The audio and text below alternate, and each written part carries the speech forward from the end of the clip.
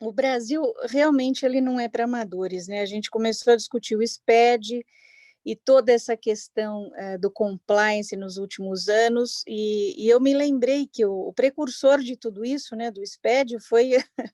foi alguma coisa que acho que metade do fórum não vai se lembrar, que foi aquela IN 65, foi lá dos idos de 90, quando criaram os arquivos magnéticos.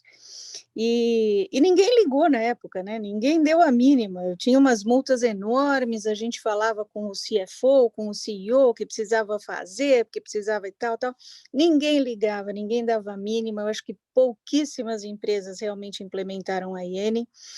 que depois acabou sendo revogada, mas ela foi o embrião de tudo isso que está acontecendo hoje, né? Nós temos hoje um sistema aqui no Brasil que é sem precedentes mundiais, quer dizer, a gente tem uma vida tributária hoje focada em compliance, e eu digo isso com algum pesar, porque não deveria ser assim. O compliance devia ser, obviamente, uma obrigação de todos.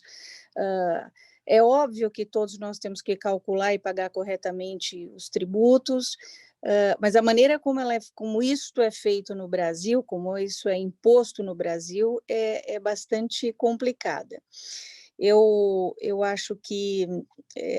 não existe nenhum outro país no mundo, e eu falo com algum conhecimento de causa, eu sou responsável por Américas hoje em dia, né, do Canadá para baixo, e eu não vi nestes países o detalhamento, os cross-checkings, os cruzamentos que são feitos aqui no Brasil e a capacidade que o fisco tem de ir em cada uma das nossas transações e dizer e agir em relação a essas transações da maneira como eles acham melhor. Eu acho que nunca foi tão importante para um departamento tributário ter uma governança própria, ter governança realmente efetiva dos processos, porque antes a gente tinha um sentimento assim de, olha, eu vou tomar determinadas atitudes, óbvio que havia erros e nós, quando tínhamos e achávamos algum erro, corrigíamos imediatamente, mas havia posições interpretativas e posições que a empresa tomava, porque entendia que a lei ou deveria ser interpretada daquela maneira, ou que o tributo deveria ser pago ou calculado de outra maneira. E nós tomávamos esses riscos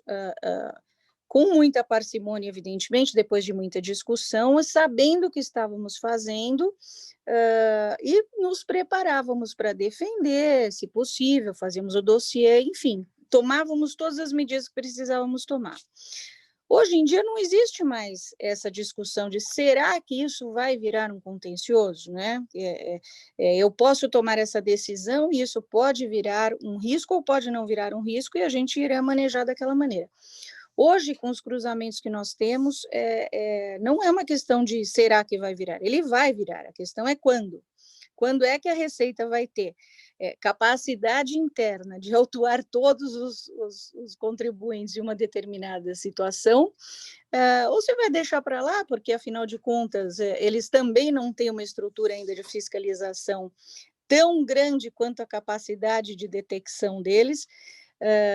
mas para nós contribuintes é uma questão de quando. Então, a governança ela se tornou absolutamente necessária para entender exatamente os riscos que nós vamos tomar,